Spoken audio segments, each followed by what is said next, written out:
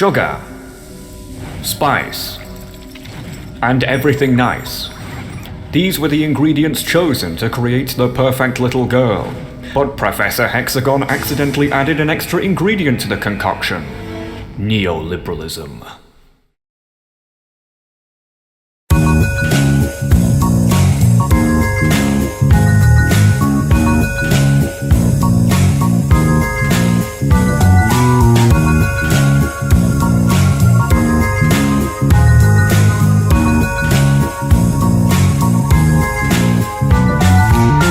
Yes, can you just move a little bit to the left, please, darling? Wonderful, and a little bit to the right. Even better. Wait a minute, darling. You look quite young. How old are you again? It's your 18th birthday? Even better. Smile!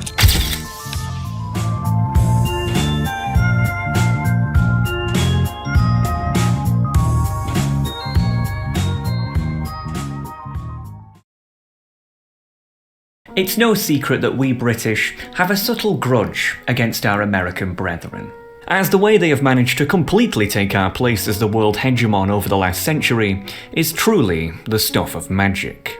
Being a Brit in the 21st century is kind of like having a younger brother who grows up to become bigger than you, cooler than you, and richer than you, while you're just stuck there remembering the good old days. Americans will never understand the burning anger that is caused upon browsing a language select menu, only to see an American flag next to the word English. But if I had to pick one thing I've always admired about the Americans, it's how they've managed to completely dominate the technology sector. As whether it's Facebook, Twitter, Amazon, you name it, it is almost guaranteed to be an American company. Not that such companies have any loyalty to the American people, mind, but nevertheless. Many years ago, I put my hands together and prayed to the Almighty that the UK would one day have its own big tech website that not even the Americans could compete with. Unfortunately for me, however, my wish would be granted. OnlyFans. Be careful what you wish for. Now look, I've lectured us blokes about the consumption of adult material and how unhealthy it can be. But to play devil's advocate, for every Kuma, there's a creator, and OnlyFans is their lair. But what is OnlyFans? Well, let's see how they describe themselves.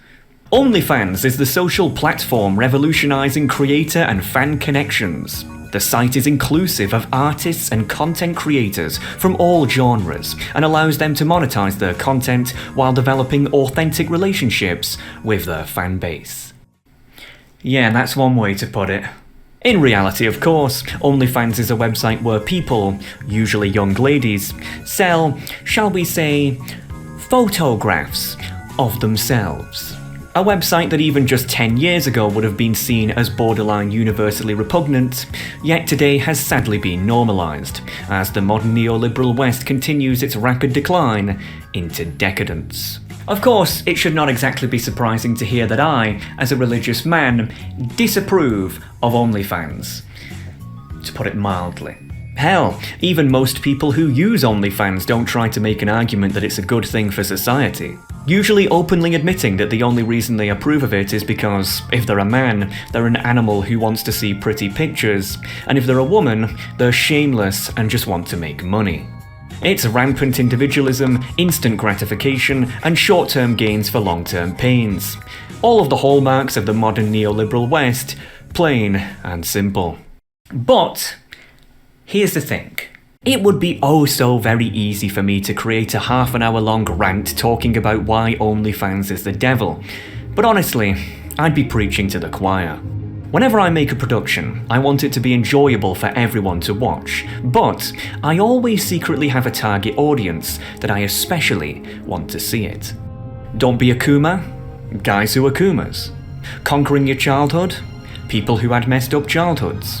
Why atheism is doomed? Well, atheists, obviously. And the reason for this is because I genuinely want to change people's minds.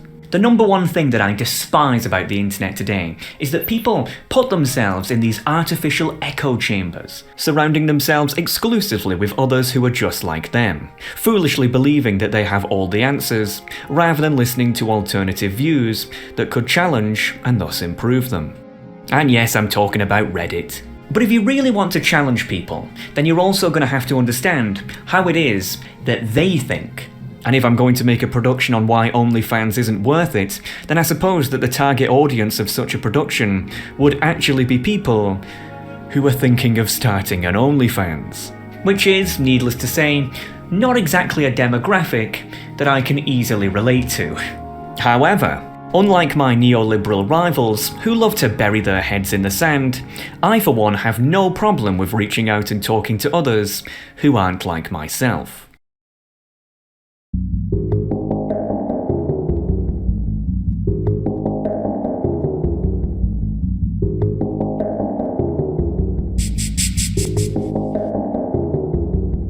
I really wanted to talk to someone who had used OnlyFans to make money from OnlyFans so that I could see it all from their perspective. A friend of mine by the name of Screech told me about this unusual app called Kick, whereby people apparently live stream themselves to random strangers. According to him, 9 times out of 10, such streamers were women, who were on OnlyFans and merely using Kick as a means of advertisement in order to gather more kumas to their wares. I asked him to scour the app far and wide and try to get one of these ladies to agree to be interviewed for our radio show. And after just a few minutes, we had found someone willing. Now obviously, as they talk to us about very personal experiences, I shan't be revealing who this person is specifically, but for the purposes of this production, we'll call them Anya, a 19-year-old woman from the United States.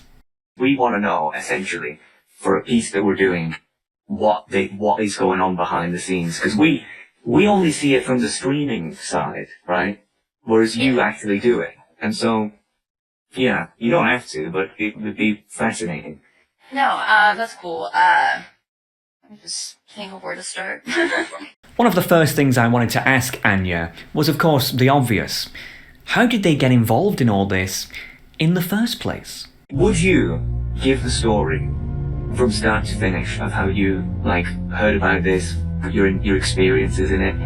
You know, OnlyFans, especially 2021, it was a huge thing. Bella Thorne and all that we were doing and everything. And I kind of saw it on TikTok. I knew about OnlyFans. And honestly, if you were 13 and above, you probably knew about OnlyFans just because it was such a big thing. It was talked about a lot. And so at 18, I was like, screw it, I'm gonna jump into this, just see what kind of happens. Hang on a moment. Did I hear that right? Quote, if you were 13 or above, then you probably knew about OnlyFans. End quote. Probably one of the most disturbing things I've ever heard in my life. By her own admission, she had got the idea to start an OnlyFans account before she was even an adult by being inspired on TikTok. Who introduced you to it again? No one really. It was kind of it was a big thing, back then for Bella Thorne and everyone on TikTok and everything like that. So I kind of just saw it and just went with it. Okay, so you found it on TikTok and then you went, well, I can do that and make money, and so you rolled with it. Yeah. Okay. Not to sound like a broken record, folks, but I've said it once and I'll say it again. Allowing children and teenagers to have unrestricted access to social media sites is without any shadow of a doubt the biggest disaster in parenting since the dawn of the 21st century. As when children are being inspired into digital prostitution, you know something's gone terribly wrong with your society. Did you start this as soon as you turned 18, on the money? I don't mean on the birthday, but right after. Yeah, on the money. So actually on the birthday? Well, I had to go through the whole sign-up process, so it took a couple days, but sure, yeah. I started taking a look at it on my birthday. This got me thinking. I wonder what's changed about Western society in recent decades that makes both mothers and fathers neglect their children, leading to such bad influences. I wonder if it has anything to do with the fact that today, both the average man and woman are now forced to constantly work in tandem just to make ends meet, which makes them absolutely exhausted. I wonder what sociological movement has caused such a destruction of the family unit on both a social and economic level. I wonder. But hey, come on, let's relax a bit here. Anya is, after all, an outlier. It's not like this is commonplace, right? How many other people do you know who do this? I knew a girl who did it, but she doesn't do it anymore, and then, and I know 2 people who live near me who do it. Okay, never mind. Over here in the UK, a British Broadcasting Corporation investigation found that a 14-year-old girl had once used her grandmother's passport to sign up to an account on OnlyFans. Over in the US, a bipartisan coalition pressured the Department of Justice to investigate OnlyFans due to an increasing amount of reports by law enforcement agencies over concerns that images of minors were being sold on there. And in Canada, the executive director of the Canadian Centre for Child Protection described OnlyFans' efforts to protect the underage as minimal.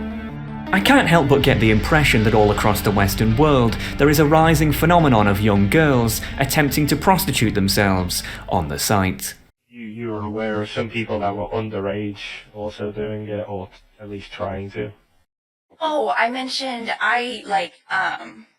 Twitter accounts. I've seen, Twitter accounts of girls being 17, a month before their birthday, trying to get pre-fans, pre-followers, so when they turn 18, they can immediately release that OnlyFans and immediately have a, following and stuff. Which, not okay. Because like I said, I mentioned that, I was thinking about it, before I turned 18. But, to, make an account and try to put actions towards that, it's just really, really weird to me. And as if that wasn't disturbing enough, some of the men who use OnlyFans don't actually seem to mind. And, people are like, oh, I wish I was your father, I wish you were my 12-year-old daughter, and, they're like, oh, they're like, no, I get comments all the time, oh, I wish you were younger, I wish you were 12 or 13, all that kind of stuff. So you get a lot of paedophiles from talking to you? Oh, yes. Would you say that's because you look young? So they go for you? Yeah, I definitely do look young. I'm sure that's why people might gravitate towards me, those pedophiles and everything. I see that comment, on girls who are 30 still wishing they were younger and stuff. You say that like it's so common. Is that actually as common as... Every time I go kick live, I probably get a comment about wishing I was younger, or really, weird, inappropriate comments, and just a lot of pedophiles, a lot of that stuff. It's almost an everyday basis that I might run into one of those. When I say that overexposure to adult material turns men into monsters, many a time am I mocked as if I'm over-exaggerating. Yet the proof is in the pudding. The kind of men who use such websites are evidently most perverted, and the logical conclusion of such perversion is equally perverted desires. And this really got me thinking. 2 of the world's biggest payment processors, Visa and MasterCard, can be freely used to make financial transactions on OnlyFans. But meanwhile, when you go to these companies' websites, they talk about how they have governance and ethics, and how they have values such as trust, partnership, agility, and initiative. They make great declarations, such as saying, "We stand against racism," and "We support small businesses." But yet, at the end of the day, have no qualms whatsoever allowing OnlyFans to become a multi-billion-dollar business. Not that this should be much of a surprise, as after all, such payment processors have also had no problem with supporting online gambling for the last 20 years either. But they do draw the line at allowing donations to Julian Assange's WikiLeaks after revealing damning facts about the US government's dirty business. Guided by our mission, vision, and values. And what are those exactly? Facilitating the financial transactions of online prostitution sites known to be frequented by children, as well as online gambling, which is known to ruin lives, while at the same time actively protecting corrupt agents of the US government and hiding behind social justice topics that are highly popular, so the public at large don't talk about it? The irony is truly palpable. As if your companies truly had any values, you'd cut the cord to such decadence once and for all. What do you think of the men who use your services? Oh, I love them. They're great. Alright, now what's the real answer? Well, okay, not all of them are bad. There are a few that I could go without, but I mean, they're paying my bills, aren't they? That's a very politically correct answer. That's a politician's answer. You should be a politician. Which brings us on to the main point here. Money. A lot of these girls may have been inspired by people on TikTok, but the primary motivator behind why they join OnlyFans is clearly in the pursuit of wealth. I think it's a recognized, easiest way to make money when you turn 18. There's this common idea that OnlyFans is a relatively quick and easy means to get financial freedom, a narrative that is constantly pushed via advertisements, as well as tabloid media stories that speak of how vastly wealthy some people can get from the site. But is this really as easy as people think? OnlyFans even has this page on their site whereby they have two factors that one can interact with: followers and monthly subscription price, which are then used to simulate earnings. By default, I can't help but notice that they've set it at a very unrealistic 10,000 followers, who a fraction of which would pay a staggering $15 per month. Which, indeed, would make such a creator many thousands of dollars. But when set to the much more realistic minimum of 1,000 followers, with a fraction paying $5 per month, all of a sudden, the profits are remarkably uninspiring. Surely OnlyFans haven't made this page to allure people in via illusions of grandeur, right? I would never make such an accusation. So how much money can the average person really expect to make on OnlyFans? Well, OnlyFans officially says that they have over 1.5 million creators, of which over $5 billion is paid out annually. Sounds impressive. But if we actually crunch those numbers, that comes out to just $3,333 to each creator per year, which is around less than 10% of the American annual average. Yikes. But this is even worse when you realise that the average creator on OnlyFans won't even get that, as all we've done here is divide the total number of profits by the total number of creators. But of course, not everyone has equal profits, so in reality, this number is almost guaranteed to be even smaller, and by a large margin. But how much smaller could it possibly get? I managed to find an online forum called OnlyFans Advice, whereby, as its name implies, people go for OnlyFans advice. On this forum, a poll was conducted, which asked a very simple question. How much money do you make per month on OnlyFans? 51% of people said they made less than $500. 15% of people said they made between $500 and $1,000. 13% of people said between $1,000 and $2,000. 9% of people said between $2,000 and $4,000, with 13% saying over $4,000. Now, considering that the average monthly income in the United States is around $4,000 per month, that means that 87% of OnlyFans creators are earning less than said average, which somewhat correlates with our manual calculation from earlier. But what about our friend Anya? How much is she making? Well, let's ask. How much money have you made since you started? Here, let me pull some things up. Have you got a PowerPoint? No, I don't get a PowerPoint, but I can look at my statistics. Okay.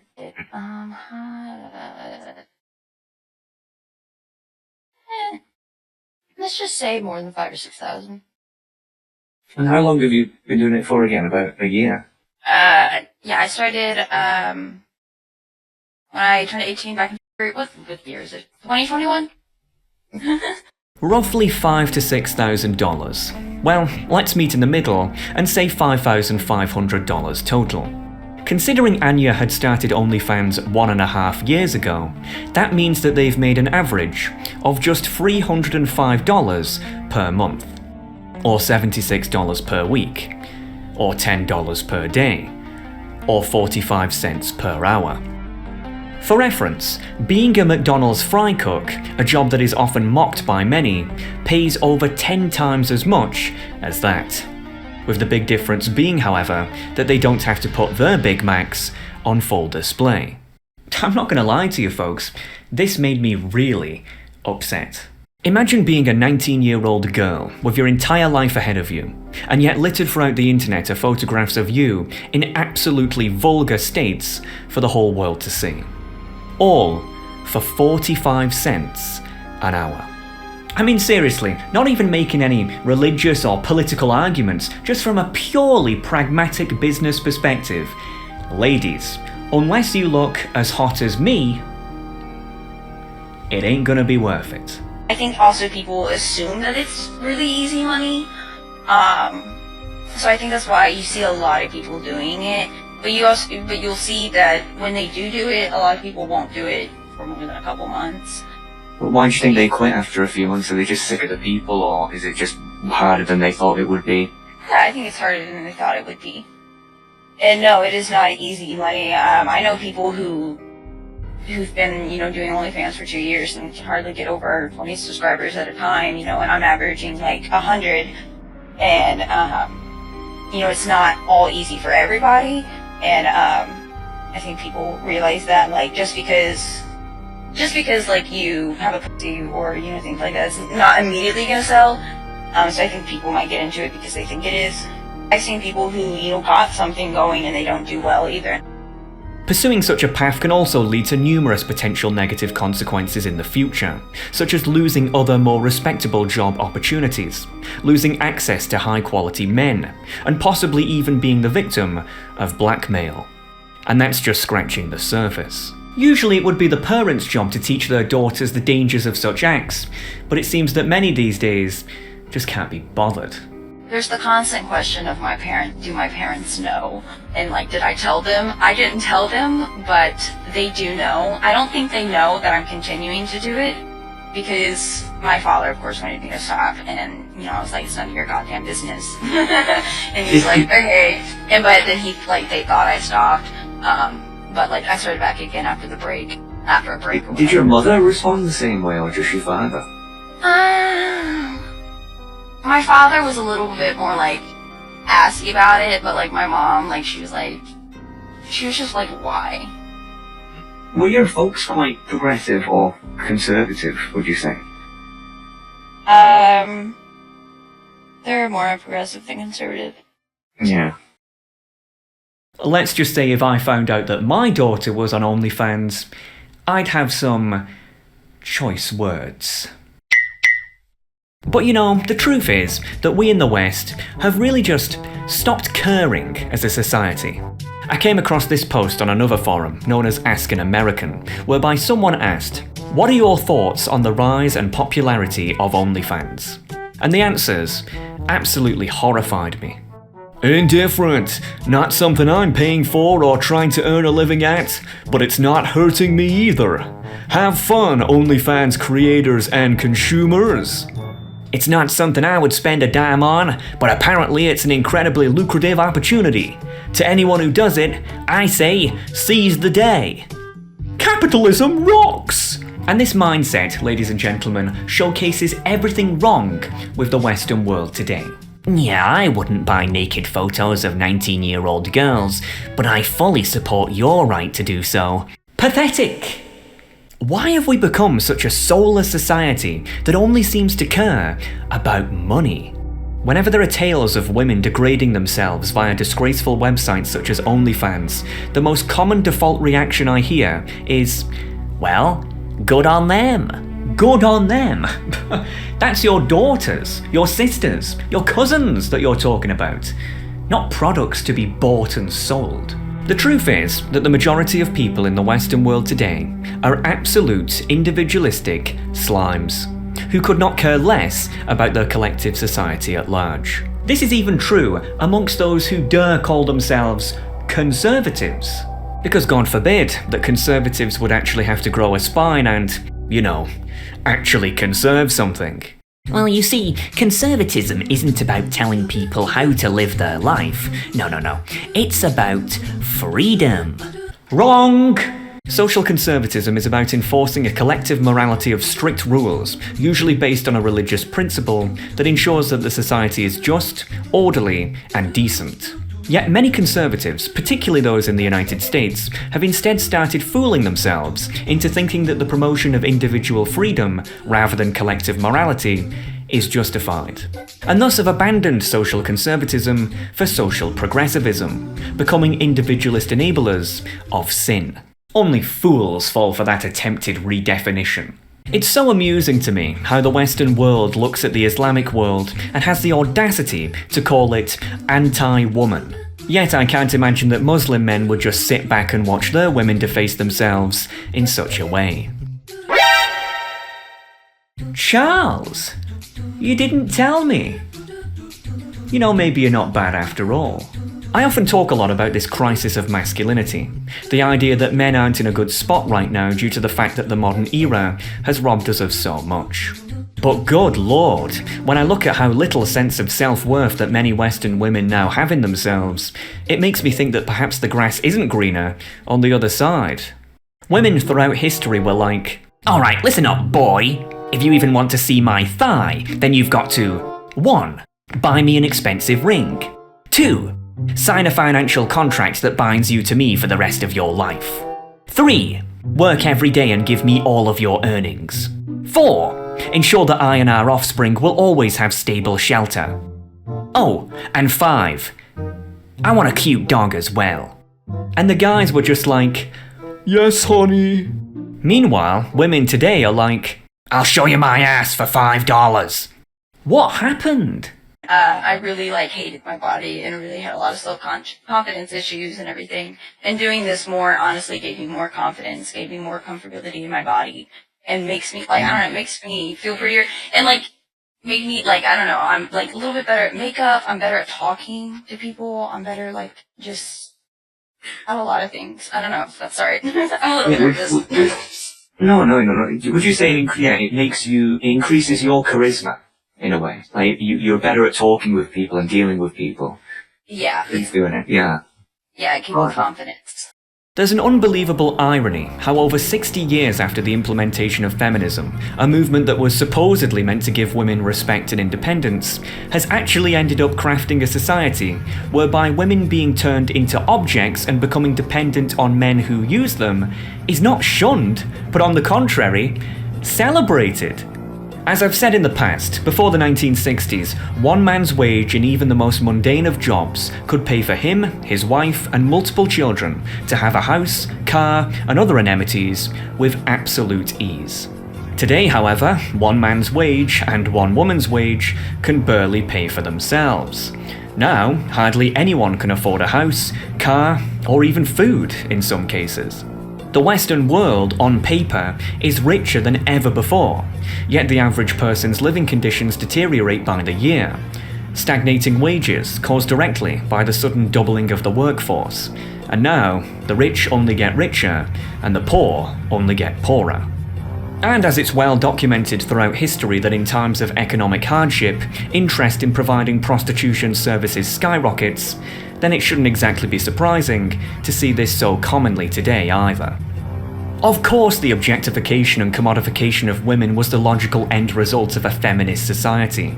Because when you have a movement that murders the family unit and calls it oppressive, a movement that tells you that individuality is the most important thing one can have, and a movement that demonizes men so much that they end up not caring if you become an object, but on the contrary, may even applaud it, then what exactly does one expect to happen?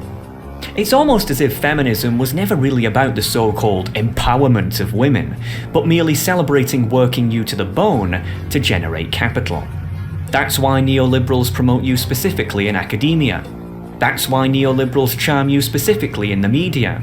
And that's why neoliberals praise you specifically for being individualistic. The modern neoliberal mantra doesn't care about you, but only how much it can make from you. You have been fooled to think you have been liberated, when in reality, you have been enslaved.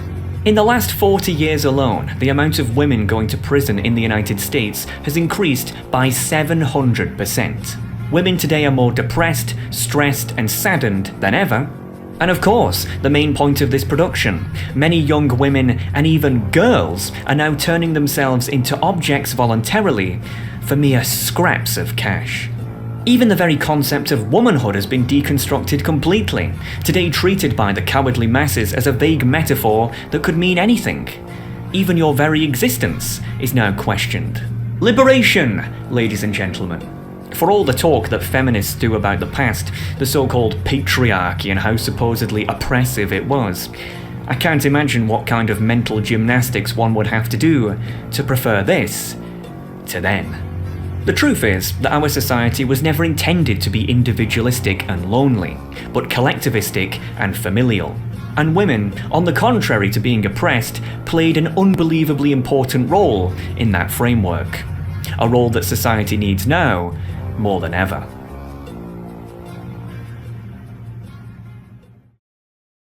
Remember this guy from earlier? In the past, when prostitution was always a physical exchange rather than a virtual one, there were men known as pimps. And what these pimps would do is sell out prostitutes to men in order to take a slice of their earnings. And if you really think about it, OnlyFans as a company is perhaps the most successful pimp of all time. Taking a 20% commission fee from all their users, they have managed to make billions from virtual pimping without even having to interact with them directly. And society cheers them on. Now, in my not so humble opinion, there's one very simple way to deal with such prostitutes and pimps. To make it absolutely haram. Did you know that an investigation by Forbes found that the owner of OnlyFans used to advertise the fact that he had access to illegal adult material sites that were advertised as featuring underage performers? Now, there's no evidence to suggest that any of his sites actually contain such material, mind, but nevertheless, the fact that he even used to advertise such goods gives an interesting impression into who he seemingly believes such websites cater to the most. The truth is that a civilized society does not tolerate this kind of decadence. Freedom is not the most important virtue of Western society, but morality. All forms of pimping should be eradicated, as well as all attempts to prostitute oneself. End of story. I must ask the few progressive ideologues watching this. Is this the utopian society that you envisioned in your dreams? A world where men who advertise illicit material become billionaires? A world where young girls are inspired into prostitution? A world where men become cold and animalistic? Because where I'm sitting, your utopia looks very much like a dystopia. The progressives truly are naught more than useful idiots to the neoliberals who play them like a fiddle. Of course, there will always be some people who, no matter how many facts, statistics, or truths you tell them, simply lack critical thinking skills and are incapable of righteous conduct. Clinging on to the dream of feminism, convinced that their mythos ideology of lies is progress, and that anyone who dares criticize it is simply stuck in the past. But little do they realise that they will soon be the past themselves, as this broken, rotting civilization is about to reach its sell-by date, and a new era is dawning that very few people currently have the wisdom to see coming. Because as the old quote goes, traditions are solutions to problems long forgotten. The neoliberals and their servants are obsessed with the idea of voting, working, and saving. And yet, despite all this, as they do not breed, they are certain to have no legacy. Their additions to the world will fade almost instantly, an existence entirely unfulfilled. Misery is their destination, both in this life and the next. On the other hand, however, the wise men and women who reject the current decaying neoliberal establishment will be rewarded most generously, the inheritors of a civilization that forgot even the most basic fundamentals. Thus, much like how we must have huge respect for the rising numbers of men who have correctly identified that the consumption of adult material is bad for them, we must likewise have much respect for the rising numbers of women who have identified that this failed experiment of modernity has done nothing more than to debase them. So let this production be a warning. A warning into just how dangerous the internet can be at inspiring young women into questionable actions. A warning into just how little profits are actually made from such acts. And a warning into how our decadent neoliberal society gaslit us into getting here in the first place. Because make no mistake, time is on the side of the righteous. And history will look back on these times of decadence very, very harshly.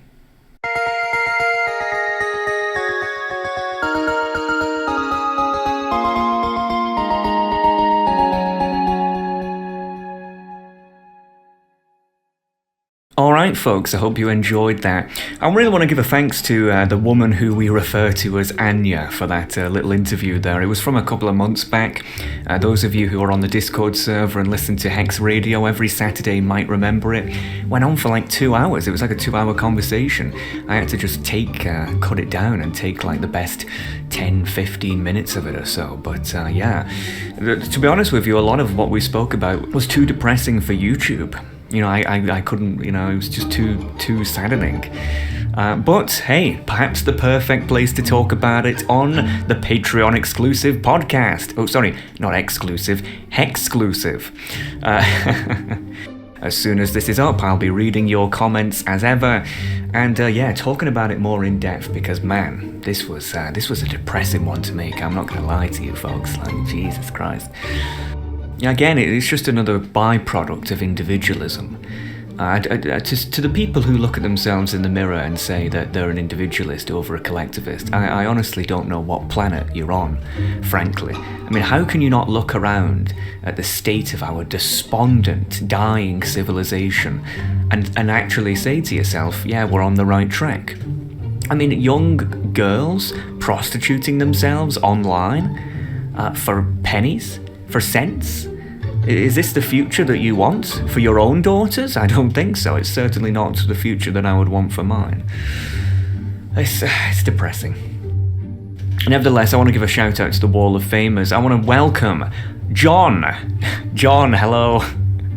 Welcome to you. And Octave120, welcome to you both to the Wall of Fame. Either way, folks, hope you enjoyed, and I'll see you next time.